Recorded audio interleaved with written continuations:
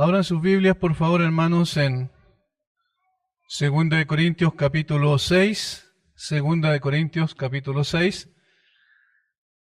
versículos 1 al 13. Vamos a leer todo el párrafo, vamos a profundizar un poco más en este texto. Siempre cuando uno ya entrega un mensaje respecto a un texto en particular, luego al volver a estudiarlo nuevamente para seguir con lo que continúa en una forma natural en el texto bíblico, aparecen otra vez cosas respecto del texto anterior y necesitamos volver a profundizar un poco más para sacarle el provecho que se requiere de la palabra del Señor. 2 Corintios 6, 1 en adelante. Así pues, nosotros como colaboradores suyos os exhortamos también a que no recibáis en vano la gracia de Dios. Porque dice, en tiempo aceptable te he oído y en día de salvación te he socorrido. He aquí ahora el tiempo aceptable, he aquí ahora el día de salvación. No damos a nadie ninguna ocasión de tropiezo para que nuestro ministerio no sea vituperado. Antes bien, nos recomendamos en todo como ministro de Dios, en mucha paciencia, en tribulaciones, en necesidades, en angustias, en azotes, en cárceles, en tumultos, en trabajos, en desvelos, en ayunos, en pureza, en ciencia, en longanimidad, en bondad, en el Espíritu Santo, en amor sincero, en palabra de verdad, en poder de Dios, con armas de justicia a diestra y a siniestra, por honra y por deshonra, por mala fama o por buena fama, como engañadores pero veraces, como desconocidos pero bien conocidos, como moribundos, mas he aquí vivimos, como castigados, mas no muertos, como entristecidos, mas siempre gozosos, como pobres, mas enriqueciendo a muchos, como no teniendo nada, mas poseyéndolo todo. Nuestra boca se ha abierto a vosotros, oh Corintios, nuestro corazón se ha ensanchado. No estáis estrechos en nosotros, pero sí sois estrechos en vuestro propio corazón. Pues para corresponder del mismo modo, como a hijos hablo, ensanchaos también vosotros. La semana anterior, el domingo pasado, estuvimos viendo los versículos 3 al 7 y particularmente estuvimos notando allí en esos versículos que el versículo 3 es el que define todo lo demás porque es el que da el tema en cuestión de lo que Pablo quiere decir y la razón por la cual está presentando este listado de aflicciones, de tribulaciones que el apóstol Pablo estaba pasando. No damos a nadie ninguna ocasión de tropiezo para que nuestro ministerio no sea vituperado. Ahí hay una convicción de parte del apóstol Pablo, una determinación respecto de su vida para no dar ninguna ocasión de tropiezo al evangelio del Señor Jesucristo, porque en definitiva eso era algo que movía su vida, eso era lo que lo llevaba a hacer todo lo que hizo después de que ese día camino a Damasco, cuando el Señor resucitado se manifestó a él y cambió absolutamente sus planes, sus propósitos, su vida en general. No damos a nadie ninguna ocasión de tropiezo. Hay una doble negación en el texto que nos habla de que el apóstol Pablo estaba preocupado de no ser una persona que llevara un mensaje y no apoyara ese mensaje con una vida consecuente detrás. Él estaba preocupado para que el nombre de Cristo no fuese blasfemado entre los incrédulos por causa de aquellos que llevaban el mensaje. Él entendía que esa era la forma correcta de vivir, de corroborar un mensaje que no solo lo proclamaba, sino también era parte integral de su vida. Y el propósito está claro ahí en ese mismo versículo, para que nuestro ministerio no sea vituperado, para que nuestro ministerio no produzca en las personas, ¿cierto?, un rechazo por causa de una conducta inconsecuente. Y entonces él hace un listado de situaciones que él estaba viviendo y tienen que ver con aflicciones y situaciones de esa naturaleza hasta el versículo 7.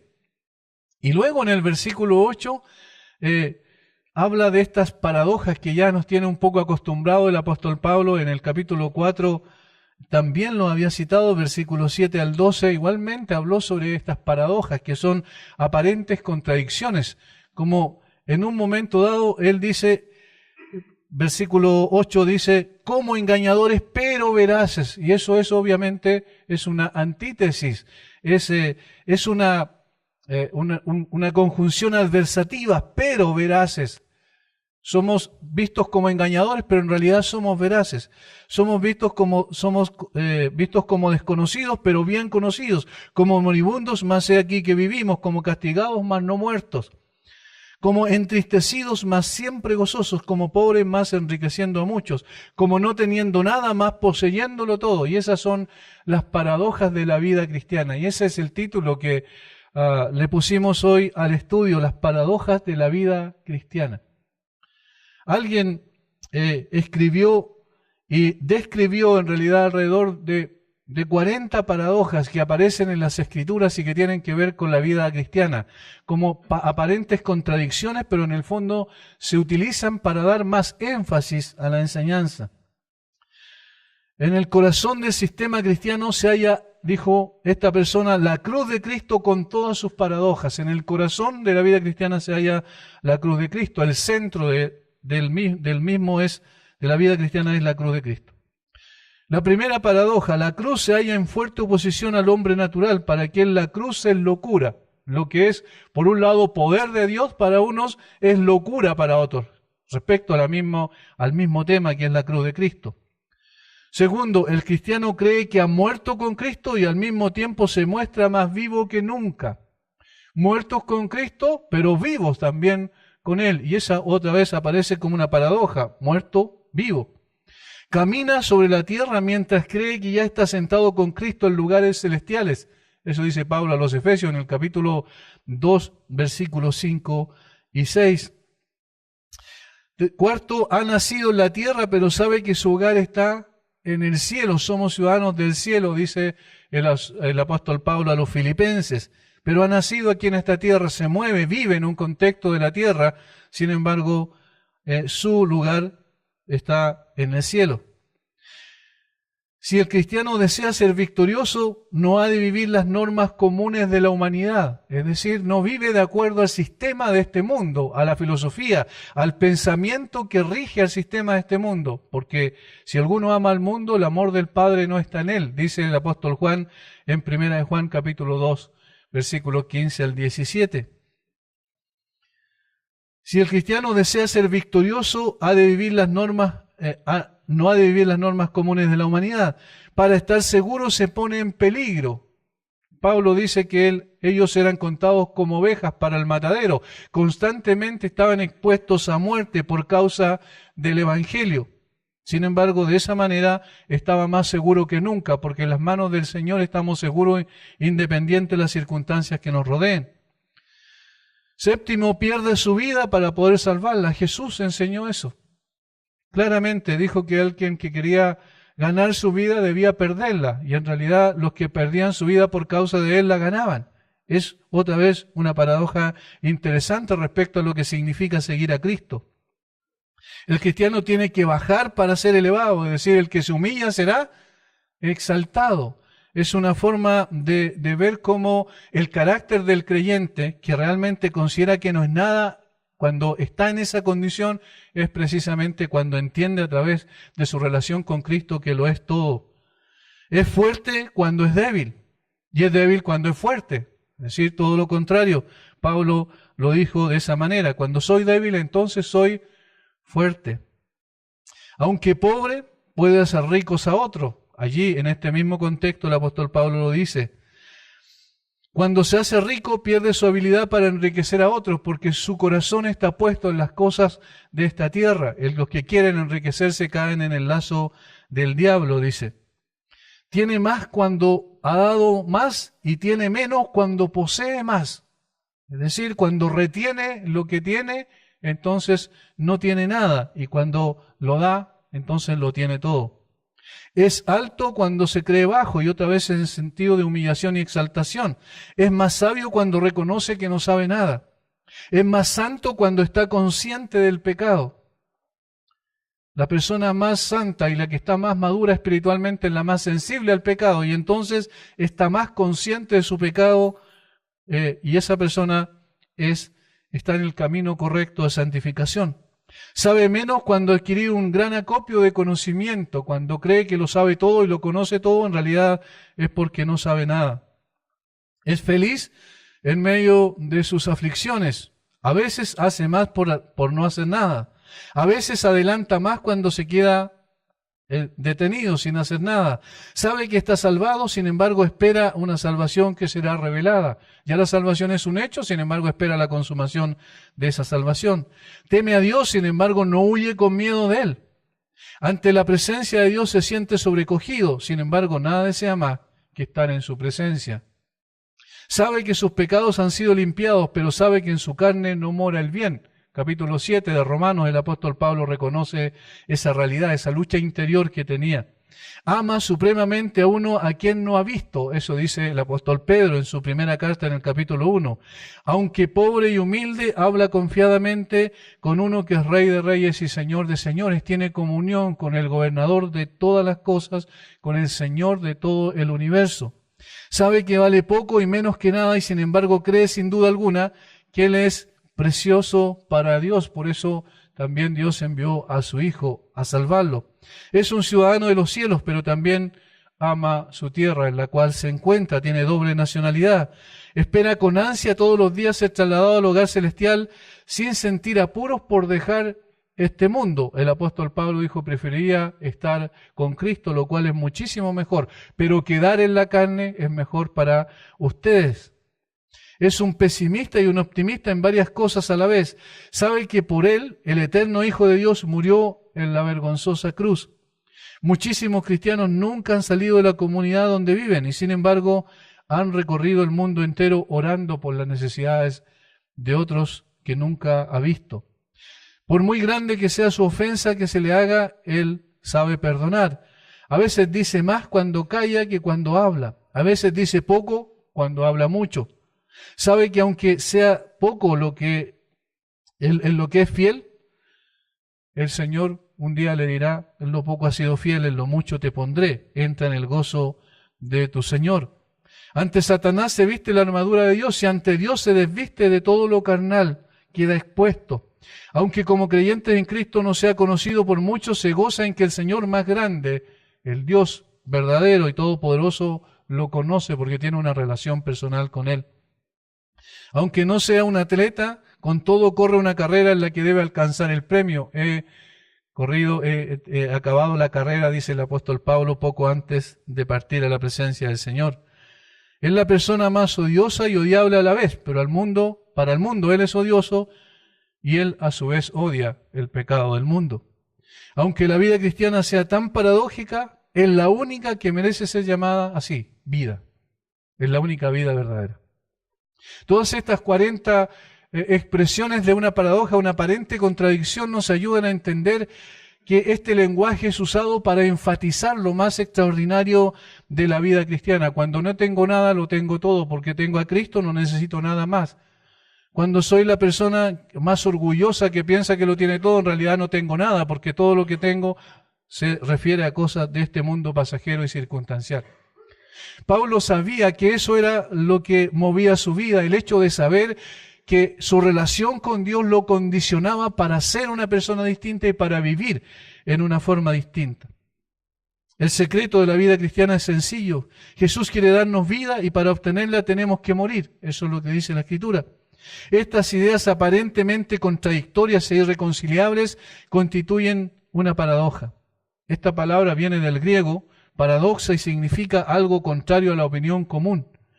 La plenitud de la vida, de acuerdo al cristianismo, es totalmente diferente a lo que la sociedad proclama. Siempre tenemos que entender esto. Una persona, un verdadero creyente, tiene una percepción distinta de la vida, tiene una visión, una cosmovisión totalmente distinta. No se ajusta a los parámetros del mundo, porque para el mundo lo que nosotros pensamos y creemos es absurdo, no tiene sentido, es algo ridículo, partiendo por el mismo hecho de la cruz. Pero para los creyentes sabemos que es poder de Dios. El apóstol Pablo nos da un listado breve de las paradojas de la vida cristiana en estos textos que hemos estado estudiando en estos últimos domingos. Para el caso, la finalidad de Pablo es definir claramente que su vida respalda lo que él ha enseñado en Corinto. Su propósito en la vida es no poner obstáculo alguno para el avance del Evangelio. La forma en la que vivió da cuenta de un hombre que vivía plenamente lo que predicaba, como vimos la semana pasada. Esta es la segunda lista del apóstol Pablo que presenta de las circunstancias que tuvo que enfrentar por causa del Evangelio. La primera está en capítulo 4, versículos 7 al 12. Leamos esos versículos para familiarizarnos con este estilo de vida de Pablo. No era una circunstancia en su vida. La mayor parte de su vida después de conocer a Cristo fue aflicción y sufrimiento. Pero tenemos este tesoro en vaso de barro para que la excelencia del poder sea de Dios y no de nosotros.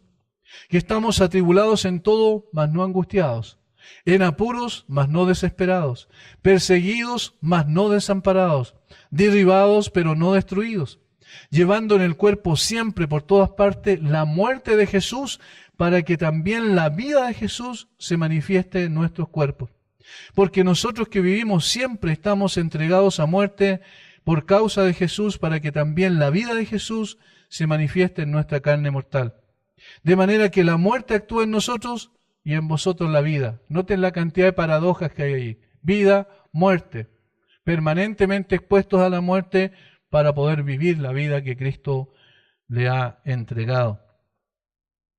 Más adelante nos dará una tercera lista, la que veremos en su momento. Cada una de ellas es una paradoja, porque el hombre que fue escogido por Cristo, y esto es lo singular, y esto es lo que a nosotros nos debe llevar a meditar y aplicarlo a nuestra propia vida.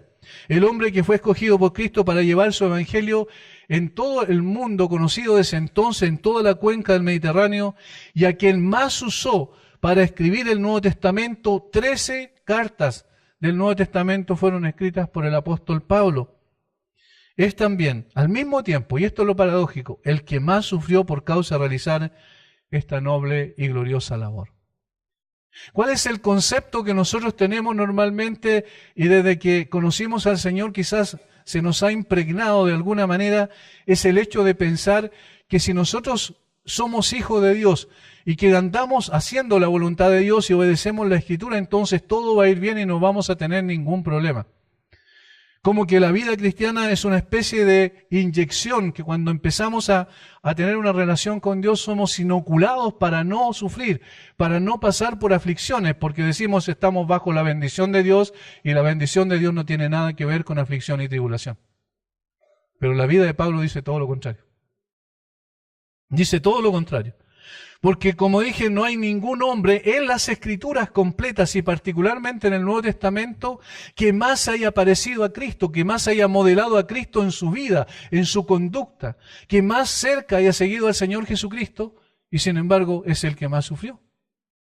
Cárceles, azotes, aflicciones por todos lados, situaciones en alta mar, como dice él, de naufragios, entre ladrones, muchas cosas que vivió el apóstol Pablo por causa del Evangelio, no por otra cosa, muestran que la aflicción es parte de la bendición de Dios. Decimos, ¿cómo puede ser eso? ¿Cómo va a ser la aflicción parte de la bendición de Dios?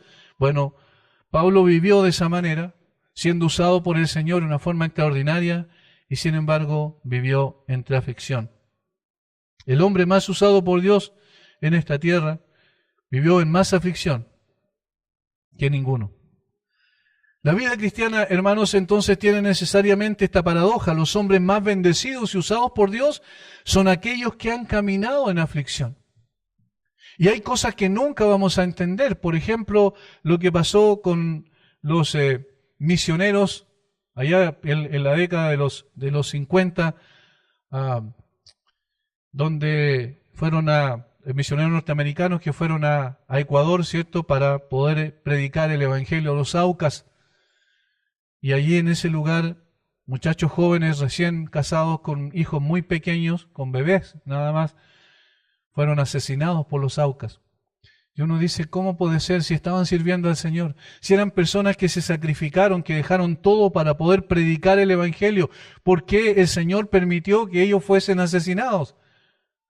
Y cuando uno lo ve desde la perspectiva humana, siempre empieza a cuestionar el cristianismo y empieza a decir, pero no puede ser, porque si el Señor en realidad los llamó para usarlos y los envió allí, ¿por qué no les dio más vida para que predicaran el Evangelio y lograran frutos de su trabajo?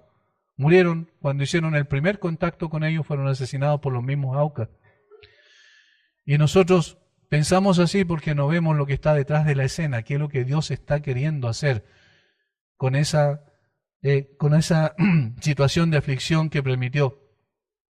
Más adelante, una de las mujeres de uno de ellos, Elizabeth Elliot, volvió a los Aucas y el Señor la usó grandemente para que mucha de esa gente fuese convertida al Señor. Los mismos asesinos de sus maridos finalmente creyeron en Cristo. Estas cosas que aparentemente nosotros no entendemos, Dios sí sabe por qué nos lleva por caminos difíciles de aflicción para que su nombre pueda ser glorificado de formas que no entendemos. Lamentablemente nosotros tenemos una visión muy miope de la vida cristiana, muy corta y muy centrada en nosotros, y ese me parece que es el corazón de todo el problema. Cuando concebimos el cristianismo en términos humanistas, nosotros desviamos la mirada de Dios y entonces la colocamos en nosotros y pensamos que las cosas tienen que hacerse según lo que nosotros queremos. Por esta razón nos cuesta concebir la realidad, pero recuerda, hermano, a Job, que siendo un hombre perfecto y recto, temeroso de Dios y apartado del mal, esa es la descripción que Dios da de Job. ¿Y qué ocurrió con él? Creo que vamos a decirlo de esa manera, es como el ejemplo máximo del sufrimiento sin sentido, ya desde el punto de vista humano. Pero como Dios, si tú mismo has descrito a Job como un hombre perfecto y recto, temeroso tuyo y apartado del mal, entonces ¿por qué tú permitiste que Satanás lo tomara e hiciera todo eso que hizo con este hombre? No podemos entenderlo. Es como el sufrimiento absurdo. Pero al final del libro nos damos cuenta de la razón por la cual el Señor lo llevó por esos caminos. En un día perdió a todos sus hijos. Perdió todas sus posesiones, perdió también su salud y quedó finalmente solo, más encima, con 3 amigos que estaban permanentemente, en lugar de alentarlo, lo estaban afligiendo más. Solo tenemos que mirar la historia bíblica para darnos cuenta de que no solo él pasó por situaciones incomprensibles desde el punto de vista humano, sin embargo, a través de ello pudo llegar a conocer más al Señor, una visión mucho más transparente del Señor tuvo en medio de sus aflicciones. Vamos al capítulo 11 del libro de Hebreos y ¿qué vemos allí? Una galería de los héroes de la fe, ¿verdad? Y en el capítulo 11, versículo 36 al 40, dice esto respecto de estos hombres que fueron fieles al Señor, que anduvieron en el camino del Señor, que deseaban sinceramente hacer la voluntad de Dios. Otros, dice, experimentaron vituperios y azotes, y a más que esto, prisiones y cárceles. Fueron apedreados, aserrados, puestos a prueba, muertos a filo de espada. Anduvieron de acá para allá cubiertos de pieles de ovejas y de cabras, pobres, angustiados, maltratados, de los cuales el mundo no era digno, errando por los desiertos, por los montes, por las cuevas y por las cavernas de la tierra. Y todos estos, aunque alcanzaron buen testimonio mediante la fe, no recibieron lo prometido, proveyendo Dios alguna cosa mejor para nosotros, para que no fuesen ellos perfeccionados aparte de nosotros. Todos estos no alcanzaron lo prometido, pero lo vieron por fe. Tenían tiempo de volver, dice antes, pero llegaron y siguieron adelante porque buscaban una patria mejor, una ciudad no hecha de manos, sino por el mismo Dios Todopoderoso. Esta gente sufrió lo inexplicable. Y nosotros decimos, ¿pero por qué? Si eran hijos de Dios. Aún más importante, considera a Dios mismo. Tuvo un solo hijo, ¿cierto? Eso dice la Biblia. El unigénito hijo. Y lo envió. Y lo entregó a la muerte.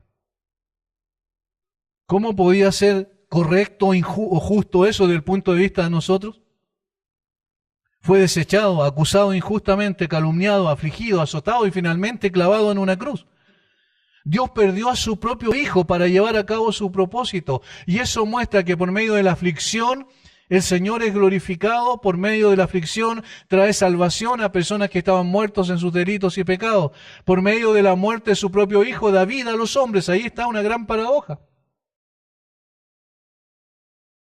Esta fue su gran victoria, la cruz. porque en aquella cruz derrotó al pecado y libró a todos los que por el temor de la muerte estaban durante toda la vida sujetos a servidumbre, dice el autor de Hebreos. El siervo de Dios por excelencia logró una victoria cósmica con resultados eternos por medio de la aflicción, el dolor y la muerte. ¿Cómo entonces nosotros no vamos a considerar que parte de la vida cristiana debe ser necesariamente este pasar por la aflicción y el dolor? Si vamos a servir al Señor y ser un instrumento útil en sus manos, debemos prepararnos, porque Dios usa vasos quebrantados para lograr sus propósitos. Porque los que aman a Dios, todas las cosas les ayudan a bien. Pero dice enseguida, esto a los que conforme a su propósito son llamados. Dios tiene un propósito especial en cada uno de nosotros y nos ha llamado y nos hace pasar por el valle de aflicción para poder llevarnos a depender completamente de Dios y para que seamos mejores instrumentos en sus manos para su propia gloria. Los versos 4 al 7 que el apóstol Pablo menciona aquí como el listado se refieren precisamente a los sufrimientos de Pablo. Y en los versos 8 al 10 nos enseña que ante la vida cristiana existen dos visiones completamente diferentes cuando se evalúa ese tipo de vida. Versículo 8 de nuestro texto dice, por honra y por deshonra, por mala fama o por buena fama, como engañadores pero veraces. Noten lo que el apóstol Pablo está destacando ahí. Respecto a su propio ministerio, respecto a su propia vida. Él había predicado durante 1 año y 6 meses en Corinto, había llevado el evangelio de Jesucristo que estas personas no conocían. Había llevado el evangelio de salvación, personas se habían convertido, había nacido una iglesia allí en esa ciudad tan pagana, en una ciudad llena de pecado. Como bien sabemos, el puerto de Corinto tenía un contexto bien especial desde el punto de vista de la inmoralidad. La palabra coriantinizar llegó a ser parte de una especie de apodo para denominar la inmoralidad en todas partes del mundo por causa de cómo se vivía en Corinto. Pero allí llegó el evangelio. Allí llegó el evangelio para dar vida a los muertos y transformar la vida de esa gente. Y sin embargo, a poco de andar, después de que el apóstol Pablo se fue de allí, empezaron las críticas con respecto a Pablo. Empezaron a cuestionar su autoridad, empezaron a hablar de su poca capacidad oratoria, de su incapacidad de poder dejar contentos a la gente a través de la forma en que exponía la verdad del Señor Jesucristo. Empezaron a cuestionar también la legitimidad que él tenía como un apóstol de Jesucristo. Y él dice entonces que hay dos visiones aquí. Una visión tiene que ver con el mundo, el hombre, y otra visión tiene que ver con Dios. ¿Cómo ve Dios a los creyentes? ¿Cómo ve Dios, cómo ven el mundo a los creyentes? Y Pablo comienza diciendo que los ven unos en forma honrosa y otros en forma deshonrosa. En unos tienen mala fama y en otros tienen buena fama. En unas personas, hay personas que califican a un siervo de Dios, a una persona que está sirviendo en la obra de Dios, que está entregando todo para que el evangelio sea proclamado, lo califican como alguien que no merece ninguna honra, ningún tipo de reconocimiento, muy por el contrario. Pablo fue el hombre más cuestionado después de Jesucristo. No cabe duda que siguió muy de cerca a su maestro, habiendo llevado el evangelio a Corinto. Los mismos que habían recibido la bendición del evangelio ahora estaban cuestionando su apostolado. Pero él sigue adelante, porque él sabía que él lo había llamado, y por tanto, ¿cuál era la evaluación que importaba? Aquí esto es lo que nos ayuda a entender dónde debe estar puesta nuestra mirada, a quién debemos dar cuenta un día, cuál es la evaluación que realmente importa, no la de los hombres, sino la de Dios. No los hombres, porque los hombres tienen diferentes percepciones de los siervos de Dios o de los creyentes en general.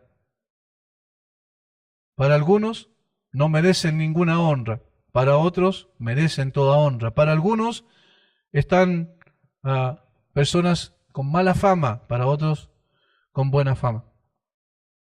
Literalmente la palabra deshonroso significa infamia, indignidad. Los detractores de Pablo lo veían como un hombre que no merecía ser honrado por su trabajo bajo ninguna circunstancia. Para los hombres sin Cristo, aún para aquellos que están en la fila del cristianismo, pero que no han nacido de nuevo y que son precisamente las personas más complejas dentro del avance del Evangelio, porque son obstáculos a veces, pero tienen solo una apariencia de piedad. Los verdaderos creyentes, aquellos que sí sirven a Dios y que sí arriesgan muchas cosas para servir correctamente al Señor, no son dignos de honra alguna. Pablo fue despreciado por muchos, calumniado, criticado permanentemente. Y es para este mismo tipo de personas que él tenía mala fama. Estos mismos lo veían también como un engañador, literalmente como un impostor. Fíjense lo que dice entonces la otra paradoja. Como engañadores pero veraces. Como si Pablo tuviese dobles intenciones, como si fuese un hombre que mentía para sacar provecho, como que tenía una idea detrás que no le decía a nadie con el fin de poder engañar, seducir. Notemos el capítulo 1 otra vez. Volvemos atrás para entender un poco las acusaciones que le hacían. Capítulo 1, versículo 13, porque no os escribimos otras cosas de las que leéis, o también entendéis, y espero que hasta el fin las entenderéis. No os escribimos otra cosa de las que leéis. No hay doble intención, no hay letras chicas, por decirlo así, en las cartas que Pablo le enviaba a los corintios. Todo lo que decía era transparente, era lo que había en su corazón. Por eso, antes de esos versículos, versículo 12 dice, porque nuestra gloria es esta, el testimonio de nuestra conciencia, que con sencillez y sinceridad de Dios, no con sabiduría humana, sino con la gracia de Dios, nos hemos conducido en el mundo y mucho más con vosotros. Porque no os escribimos otras cosas de las que leéis. No hay doble intención. No hay engaño alguno, no hay propósito de seducirlos a través de palabras para que ustedes me sigan, no, bajo ninguna circunstancia. Yo siempre he sido veraz y mi conciencia da testimonio delante de Dios que ha sido así. Por eso estas personas los veían como engañador, como un impostor o guía engañador. Ese es el sentido de la palabra. Sus detractores lo miraban como un hombre de dobles intenciones, que no era veraz y no velaba su intención real, que era engañar a las personas. Del mismo modo como Jesús despertaba reacciones contradictorias entre la multitud, como lo registra Juan. Miren que Pablo se parecía tanto a Jesús que aún la forma en que lo percibían las otras personas era muy parecida. Juan capítulo 7, versículo 12. En una ocasión, cuando el Señor enseñaba, versículo 12 dice, y había gran murmullo acerca de él entre la multitud, pues unos decían, es bueno, pero otros decían, no, sino que engaña al pueblo. Miren las dos percepciones. Unos decían, es bueno, y otros decían, no, sino que engaña al pueblo. Acusaron de engañador al hombre más veraz, al que era la representación misma, la personificación de la verdad, que era el Señor Jesucristo. ¿Cuánto más no iban a entonces acusar de engañadores y poco veraces a los suyos, a sus seguidores? Más aún considerando que sus seguidores somos personas débiles y que nos equivocamos, evidentemente. Sin embargo, ¿qué es lo que importa allí? Que seamos veraces. Independiente de la opinión que la gente tenga, independiente de la forma en que nos conciban, independiente de la manera en que ellos crean de nosotros, que somos quizás personas que tratamos de engañar a la gente cuando hablamos desde un púlpito. En una ocasión una persona de aquí de Villarrica me lo dijo a través de internet, que en realidad nosotros éramos personas que engañábamos a la gente desde los púlpitos. Los seducíamos con discursos para después limpiar sus bolsillos. Esas personas evidentemente estaban basados en otros hechos que son tristes, donde se aplica el famoso evangelio de la prosperidad, donde efectivamente los líderes de esas iglesias dejan con los bolsillos vacíos a las personas, pero ellos estaban aplicándolo a todo el mundo cristiano, y entonces pensaban que todos los pastores actuábamos de esa manera. Ustedes son engañadores, estaba diciendo ese hombre. Pero ¿qué es lo que importa? Lo que importa es que seamos veraces delante de Dios. Que estemos con una conciencia tranquila, sabiendo que no hemos hecho eso y que no hay una intencionalidad en nosotros para producir ese engaño en las personas, para seducirlos con el propósito de llenar nuestros bolsillos y vaciarlos de ellos. Para colocar un ejemplo nada más. Lo importante es la visión, la perspectiva de Dios, y eso cómo sabemos nosotros, cómo Dios piensa, a través de la evaluación que las mismas Escrituras hacen de nosotros.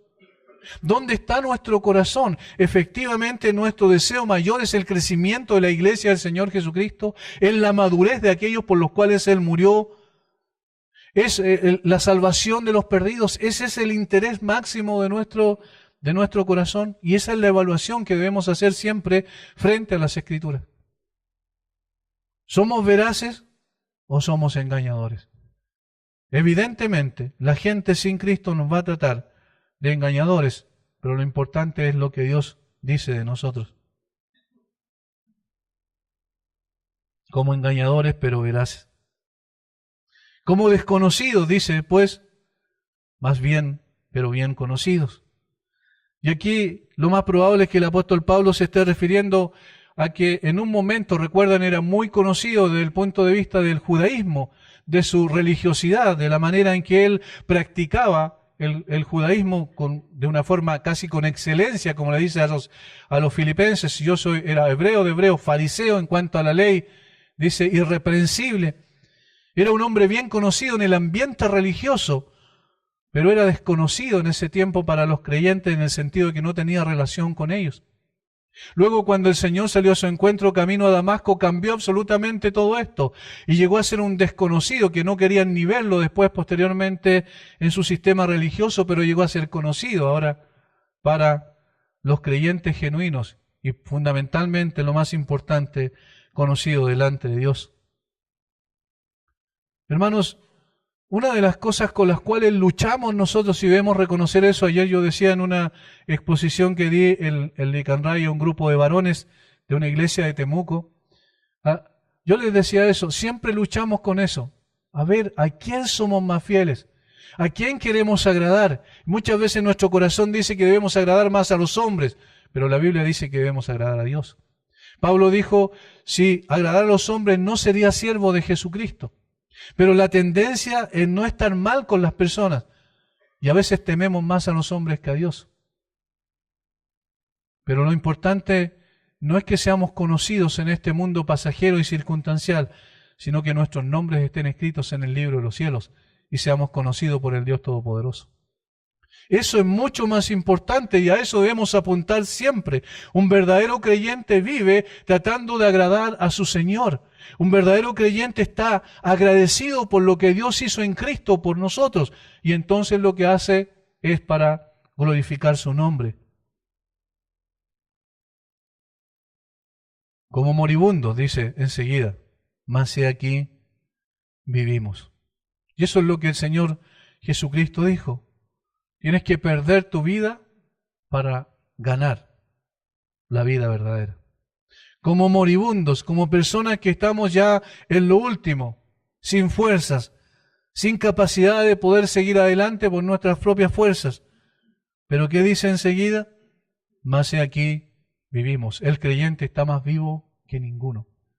Nosotros habitamos una tierra donde hay, vamos a decir, la mayoría de las personas son muertos vivientes, son zombies, ¿cierto? Son personas que viven biológicamente y psicológicamente, tienen esa vida, pero no tienen vida espiritual. Esa vida esencial que viene de Dios, porque esa vida solamente la puede dar Dios. En el capítulo 2, versículo 1 de Efesios se describe esa situación hasta el versículo 3, que a vosotros, Él os dio vida, a vosotros cuando estabais muertos en vuestros delitos y pecados. Esa es la condición natural de los seres humanos. Nosotros vivimos en una especie de cementerio espiritual. Y ahí está lo interesante. Nosotros estábamos en esa misma condición. ¿Y qué hizo Dios? Trajo vida cuando estábamos muertos. Por eso, para los hombres, la percepción de los hombres somos como moribundos, como personas que no tienen ninguna importancia dentro del contexto de la sociedad, como personas que están muertos para la sociedad. Pero para Dios estamos vivos. Y eso es lo que realmente importa. Él os dio vida a vosotros. Pero Dios, que es rico en misericordia por su gran amor con que nos amó, aun estando nosotros muertos en pecado, nos dio vida juntamente con Cristo y juntamente con Él. Nos resucitó y así mismo nos hizo sentar en los lugares celestiales con Cristo Jesús. La vida verdadera es la vida que Dios da, la vida que viene en la persona del Señor Jesucristo. La vida que el Espíritu trae cuando nos convence de pecado, de justicia, de juicio y nos lleva al arrepentimiento y a la fe en el Señor Jesucristo. Esa es vida verdadera. ¿Recuerdan cómo lo dijo Jesús? Que Él daba una vida no una vida, cierto, común y corriente, sino una vida en abundancia. Él vino a dar esa vida que nosotros no teníamos. Y entonces, aunque el mundo nos considere como personas moribundas, Dios nos considera como vivos, porque estamos vivos para Él. Estas son las paradojas. La percepción del hombre es una, la percepción de Dios es otra completamente distinta. Como castigados, dice, mas no muertos.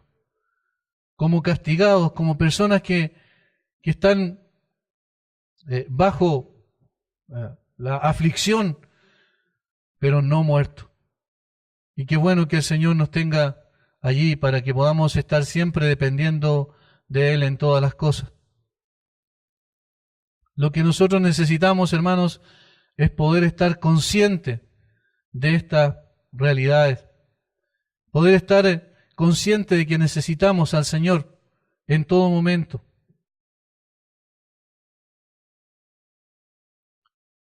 Como pobres más enriqueciendo a muchos, como entristecidos más siempre gozosos. Todas estas paradojas de la vida cristiana nos ayudan a poder entender que debemos depender de Dios, pero al mismo tiempo que la manera en que Dios evalúa nuestra vida es la única que importa. Como entristecidos, mas siempre gozosos. ¿Cómo debería vivir una persona que estaba en aflicción como el apóstol Pablo? ¿Qué es lo que esperaríamos como consecuencia de una persona que está sufriendo cosas que nunca debió sufrir por causa de llevar el Evangelio del Señor Jesucristo, de ir de un lado a otro, tratando de que las personas escucharan el mensaje de salvación? Sin embargo, sufriendo en todo lugar. Prácticamente la mayor parte de la vida de Pablo, digamos sus últimos 30 años, probablemente fueron de aflicción, más que nada. En cárceles, en tumultos, en azotes, en diferentes situaciones que él vivió. ¿Cómo entonces esperaríamos que viviera una persona así? Entristecido. Él tenía, de alguna manera, vamos a decirlo así, tenía los argumentos para padecer depresión. Podía estar sin ningún tipo de deseo de vivir. Porque el sufrimiento al cual fue entregado es para nosotros completamente desconocido. Nunca hemos pasado una situación de esa naturaleza. Volvamos otra vez a la segunda carta de Pablo para poder ver qué es lo que él experimentó. Y esa es una descripción básica, sintetizada en un par de versículos nada más. 2 Corintios 1:8. Porque, hermanos, no queremos que ignoréis acerca de nuestra tribulación que nos sobrevino en Asia, pues fuimos abrumados sobremanera más allá de nuestras fuerzas, más allá, no pudimos aguantar más. Era imposible, era un túnel oscuro del cual no podíamos salir. Esa es una forma de parafrasear lo que Pablo está diciendo. Más allá de nuestras fuerzas, de tal modo que aún perdimos la esperanza de conservar la vida. Creíamos que ya no podíamos más, estábamos en aflicción última, mental, psicológica, espiritual, emocional. La aflicción de Pablo estaba en su límite máximo. Versículo 9. Pero tuvimos en nosotros mismos sentencia de muerte. Eso es lo que él esperaba en cualquier momento, para que no confiásemos en nosotros mismos, sino en Dios que resucita a los muertos. Y allí él vio cuál fue el propósito por el cual el Señor lo llevó a afligirlos de esa manera. Pero él no estaba triste. Pasó por momentos de tristeza circunstanciales, pero el gozo que había en su corazón era constante. Eso se grafica con lo que pasó ¿recuerdan en Filipo? Afligido, azotado, en malas condiciones, sin embargo cantando salmos al Señor. A los filipenses le dicen, no se preocupen, si yo estoy en la cárcel, no se preocupen. Al contrario, aquí el Señor me tiene para que su evangelio pudiese avanzar, para llegar a personas a las cuales nunca llegaríamos de otra manera, como en la Guardia Pretoriana. No se preocupen porque esto ha despertado el interés y la motivación de los mismos creyentes en Roma para salir a predicar la verdad, de tal manera que si yo estoy en la cárcel ha sido bueno para el avance del evangelio. Esa es una forma de evaluar todo en función de cómo Dios es conocido por la gente, no en función de cómo me está yendo a mí personalmente. ¿Es bueno lo que me está pasando? ¿No es bueno lo que me está pasando? Pablo nunca evaluó la vida cristiana así. La evaluó en función de cómo Cristo era conocido. Hermanos, cuando nosotros nos vemos y nos colocamos frente a esta realidad, evidentemente tenemos que reconocer que nosotros seguimos siendo egoístas muchas veces. Y que lo que queremos es de qué manera el Señor nos está ayudando, pero no estamos viendo de qué manera el Señor nos está usando. Y esa debe ser nuestra evaluación.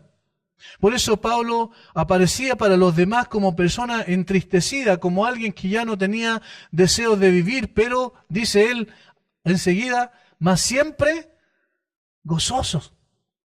¿Qué le dice a los filipenses? Regocijaos en el Señor siempre. Otra vez digo, regocijaos. ¿Y de dónde estaba escribiendo esa carta? Desde una cárcel. Él no estaba preocupado de sí mismo. Hermanos, el cristianismo antropocéntrico, el que gira en torno al hombre, ese cristianismo no es bíblico. El cristianismo bíblico es cristocéntrico. Todo gira en relación a Él. Él es el centro de la iglesia, es la cabeza de la iglesia, es la que rige la iglesia, y entonces Él debe ser honrado y adorado. Y cuando eso significa que debemos pasar por situaciones difíciles en nuestra vida, entonces debemos decir que así sea, si tu nombre es glorificado de esa manera. Mas siempre gozosos. ¿Cómo mantener el gozo en medio de la aflicción cuando confiamos en que nuestra vida es circunstancial, es pasajera? Cuando sabemos que estamos en esta tierra para dar la gloria a su nombre. A todos los llamados de mi nombre, para la gloria mía, los creé, los formé y los hice, dice Isaías 43:7. Dios, hablando a través del profeta Isaías, dice cuál es el fin supremo del hombre. El fin supremo del hombre es glorificar a Dios y gozar de Él para siempre. Como dice la Confesión de Fe de Westminster, el fin supremo del hombre es poder honrar a su Señor, el poder alabarlo. Recuerden lo que pasa en el capítulo 5 de Apocalipsis. ¿Qué es lo que dice Juan que vio? Vio a las personas adorando, dando gracias, exaltando, glorificando a aquel que los redimió. De todo, lengua, pueblo, tribu y nación, estaban juntos allí en el cielo. ¿Y qué estaban haciendo? Dando la gloria al que está sentado en el trono y al Cordero. Por tanto, ese es el gozo de cada uno de los creyentes, disfrutar de nuestra relación con Dios aún en medio de las aflicciones. No se trata de que nosotros creemos en Cristo para que tener a alguien que nos venga a ayudar a tener una mejor vida aquí.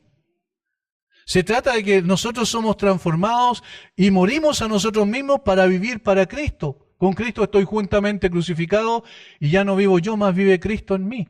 Esa no solo debe ser la experiencia de Pablo, debe ser la experiencia de cada uno de nosotros. Por eso él dice, para algunos estamos entristecidos, mas nosotros estamos siempre gozosos, porque nuestra mirada no está puesta en nosotros y cómo nos va en esta tierra, sino cómo Cristo es exaltado por medio nuestro. Luego otra paradoja que también tiene relación con esto, como pobres, más enriqueciendo a muchos. El apóstol Pablo no tenía una cuenta corriente, ¿cierto? No tenía su futuro económico asegurado. De hecho, él lo perdió todo. Algunas fuentes no bíblicas, históricas, dicen que lo más probable es que al apóstol Pablo lo desheredaron sus padres cuando conoció al Señor Jesucristo. Es decir, quedó sin nada y lo único que tenía era lo que llevaba sobre sí, y eso es lo que él, digamos, donde iba solamente con eso y con sus manos para poder hacer carpas con el propósito de abastecerse para sus necesidades básicas y fundamentales. Como pobres, no teniendo nada del punto de vista de los hombres, pero dice, más enriqueciendo a muchos, más enriqueciendo a muchos. Esto es extraordinario porque nos hace pensar en lo que más adelante va a decir el mismo apóstol Pablo. Cuando dice en el capítulo 8, versículo 9 de esta misma carta, refiriéndose a Cristo, porque ya conocéis la gracia de nuestro Señor Jesucristo, que por amor a vosotros se hizo pobre, siendo rico, para que vosotros con su pobreza fueseis enriquecidos. Se hizo pobre siendo rico, dejó sus prerrogativas divinas, no estimó el ser igual a Dios como cosa que aferrarse, sino que se despojó a sí mismo, tomando forma de esclavo, literalmente, dice Filipenses. ¿Para qué? Para enriquecer a muchos, a los pobres, aquellos que estábamos en bancarrota espiritual. Nos vino a sacar de esa condición con su pobreza. Eso es lo que significa un cristiano. Tiene un mensaje que enriquece a las personas, pero no con bienes materiales, sino lo enriquece para ser felices con el Señor para toda la eternidad. Esta es la verdadera felicidad. Hacer rico a otros. ¿Cómo? ¿Estos pobres van a enriquecer a muchos? Bueno, porque el mensaje que lleva es un mensaje que transforma la vida y da sentido a la existencia y da trascendencia a la persona. Como pobres, más enriqueciendo a muchos. Luego aparece una reiteración, como no teniendo nada, más poseyéndolo todo. Como pobres, más enriqueciendo a muchos, tiene que ver con lo que pasa con los demás. Y en esto tiene que ver consigo mismo. Como no teniendo nada, más poseyéndolo todo. Fíjense lo que dice. No teniendo nada, más poseyéndolo todo. Nosotros estamos en las tardes haciendo una serie de predicaciones de la carta del apóstol Pablo a los colosenses. Y precisamente eso es lo que le dice Pablo a los colosenses, porque había una herejía que había alrededor de la iglesia y que amenazaba a la iglesia, que posteriormente se desarrolló completamente en el siglo II después de Cristo. Y Pablo les dice a ellos, ustedes tienen que tener cuidado con ser engañados, con ser seducidos, tienen que tener cuidado con los cantos de sirena que asoman por ahí de este tipo de herejías que se está manifestando. Porque ustedes ya están completos en Cristo. En el capítulo 2 de Colosenses, versículo 2, dice, para que sean consolados sus corazones unidos en amor hasta alcanzar todas las riquezas de pleno entendimiento, a fin de conocer el misterio de Dios Padre, Dios el Padre y de Cristo. ¿En quién están escondidos? Dice, todos los tesoros, fíjense, todos los tesoros de la sabiduría y del conocimiento. Ustedes no necesitan nada más que a Cristo. Versículo 8 y 9 de la misma carta. Mirad que nadie os engañe por medio de filosofías y huecas sutilezas según las tradiciones de los hombres, conforme a los rudimentos del mundo y no según Cristo. Cuidado que no los engañen, que no los desvíen del camino, literalmente que no nos lleven como botín, cautivos. Esa es la palabra engañar que utiliza ahí en versículo 8. Porque dice, en Cristo, en Él habita corporalmente toda la plenitud de la deidad y vosotros estáis completos en Él. Hermanos, si tenemos a Cristo, lo tenemos todo. El que no tiene a Cristo no tiene absolutamente nada, aunque sea el hombre más rico de este mundo. Los grandes poderosos, aquellos hombres que gobiernan este mundo, aquellos que tienen poder y autoridad sobre otros, aquellos que manejan los hilos de la humanidad, no son absolutamente nada si no tienen a Cristo en su vida. Y el creyente más humilde, el más anónimo de esta tierra, el más insignificante, el hombre o la mujer que nadie conoce o que muy pocos conocen, esa persona, si tiene a Cristo, lo tiene todo. Y es más importante que todas las personas de este mundo. Esa es la diferencia. Eso es lo que marca, lo que realmente debe llevarnos a nosotros a valorar lo que tenemos. A veces el creyente se aflige por ciertas cosas, sufre por ciertas cosas y parece que fuera desamparado, igual como las personas sin Cristo. No, nosotros no somos desamparados porque Cristo es nuestro Señor. Eso debiese afirmar nuestras convicciones, debiese llevarnos ahora en tiempos de paz, digo yo siempre, incluso en mis oraciones privadas, Señor, cuando estamos en tiempo de paz, cuando no estamos enfermos, cuando no tenemos ninguna aflicción quizás visible o que nos complique, ahora prepáranos para esos momentos donde sí van a venir las aflicciones. ¿Y cómo nos preparan para esos momentos? Con la doctrina de las Escrituras que dice que estamos unidos a Cristo y Él está unido a nosotros. Con la doctrina de las Escrituras que dice que Cristo en nosotros es la esperanza de gloria. De esa manera nos preparamos para la aflicción, como el apóstol Pablo, en su conocimiento de Dios, en su relación con Dios, alimentándose todo el tiempo de su relación con el Señor Jesucristo, podía decir de esa manera. En realidad, desde el punto de vista humano no tengo absolutamente nada, sin embargo, desde el punto de vista tuyo lo tengo todo. Hermanos, voy a concluir con un salmo, con una reflexión. Estoy leyendo los salmos uno a uno y estoy reflexionando en ellos porque me parece que aquí hay una sabiduría especial porque se trata del conocimiento de hombres comunes y corrientes como nosotros, pero del conocimiento de un Dios extraordinario. Y la verdad es que a veces me avergüenza porque nosotros tenemos los 66 libros y ellos no tenían más que el Pentateuco, los primeros 5 libros de la Biblia cuando escribieron estos salmos. Y sin embargo ellos tenían un conocimiento más profundo de Dios de lo que uno tiene en el día de hoy. Y miren la sabiduría del Salmo 49. Yo quiero leer algunos versículos porque allí nos vamos a dar cuenta. Y hay uno en particular que me llamó poderosamente la atención porque me confrontó realmente para qué estás viviendo tú en esta tierra. ¿Cuál es tu gran tesoro? ¿Efectivamente esas cosas están aquí en la tierra o están en el cielo? Oíd esto, pueblos todos, escuchad, habitantes todo del mundo, así los plebeyos como los nobles, el rico y el pobre juntamente. Mi boca hablará sabiduría y el pensamiento de mi corazón inteligencia. Inclinaré al proverbio mi oído, declararé con el arpa mi enigma. ¿Por qué he de temer en los días de adversidad, cuando la iniquidad de mis opresores me rodeare? Los que confían en sus bienes y de la muchedumbre de sus riquezas se jactan, ninguno de ellos podrá en manera alguna redimir al hermano. Todo el dinero del mundo, todos los bienes de este mundo no pueden redimir a nadie, ni dar a Dios su rescate. Porque la redención de su vida es de gran precio y no se logrará jamás. Nadie la puede lograr fuera de Jesucristo, para que viva en adelante para siempre y nunca vea corrupción. Versículo 10. Pues verá que aún los sabios mueren, que perecen del mismo modo que el insensato y el necio. ¿Saben cuándo nos damos cuenta de esta verdad? Cuando alguien muere. Pero esta persona era rica y lo tenía todo, pero murió igual. Esta persona era conocida por todo el mundo, pero murió igual. Versículo 11. Y este versículo es el que yo hablaba al principio. Fíjense lo que dice. Su íntimo pensamiento es que sus casas serán eternas. El íntimo pensamiento de la persona que vive para las cosas de esta tierra creyendo que aquí es donde tiene que trabajar para poseerlo todo. ¿Cuál es? Que nunca va a morir. Sus casas serán eternas. Él piensa, todo lo que he construido con mis manos va a permanecer, va a prevalecer. ¿Y cuál es la verdad?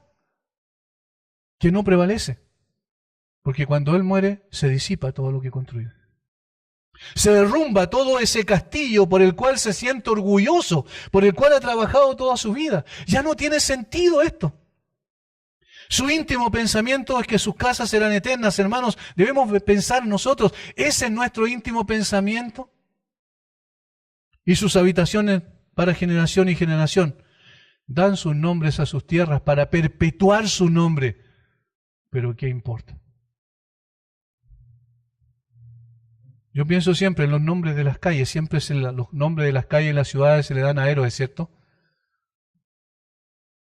¿Usted cree que ellos están felices porque le pusieron sus nombres, sus apellidos a sus calles? ¿A las calles de la ciudad? Si no conocieron a Cristo, están sufriendo eternamente. Pero las personas más sencillas de esta tierra, si tienen a Cristo, lo tienen absolutamente todo. No poseen nada del punto de vista de la evaluación humana, pero lo tienen todo de la percepción de parte de Dios. Ni siquiera los dones espirituales son para que nosotros nos jactemos, porque ¿qué le dijo el Señor a los discípulos cuando ellos llegaron orgullosos diciendo que los demonios se nos sujetan en tu nombre? ¿Y qué les dijo el Señor? Que mejor debiesen estar satisfechos y agradecidos porque su nombre estaban escritos en el libro de los cielos. Eso era mucho más importante que todos los dones que pudiesen tener. Y hermanos, el que tiene a Cristo es el que lo tiene absolutamente todo. No requerimos nada más que a Cristo. No teniendo nada más, poseyéndolo todo. Es preferible ser anónimo en la tierra, pero ser conocido en el cielo. Que el Señor nos ayude también y nos prepare para esos tiempos de aflicción de esta manera. Que aunque la gente nos perciba como no teniendo nada, que estemos ciertos que lo tenemos todos todo en Cristo. Gracias, Señor, por tu palabra. Gracias, Señor, por estas paradojas de la vida cristiana. Por un lado estamos como personas que no tenemos nada, pero por otro lado tu palabra nos dice que en Cristo lo tenemos absolutamente todo. Estamos completos en Él, tenemos la plenitud de Cristo en nosotros. Y eso es el tesoro más grande, porque perdurará para siempre. Señor, ayúdanos a sacar la mirada de las cosas de esta tierra. Ayúdanos a desprendernos de aquellas cosas, Señor, que son un estorbo simplemente para la obra. Y podamos vivir para honrarte a ti. Tú mereces ser honrado. Padre, a veces somos tan egoístas que pensamos en nosotros mismos y en nuestro propio provecho. Y no pensamos en que tú debes ser engrandecido en cada uno de nuestros actos. Padre, si tenemos que sufrir, pasar por aflicciones para que tú seas engrandecido, entonces llévanos por esos caminos, aunque no queramos. Llévanos por esos caminos para que podamos, Señor, a través de ello, como el apóstol Pablo lo hizo, darte la gloria que tú mereces. Bendice a mis hermanos. Gracias por este tiempo. En el nombre de Jesús. Amén.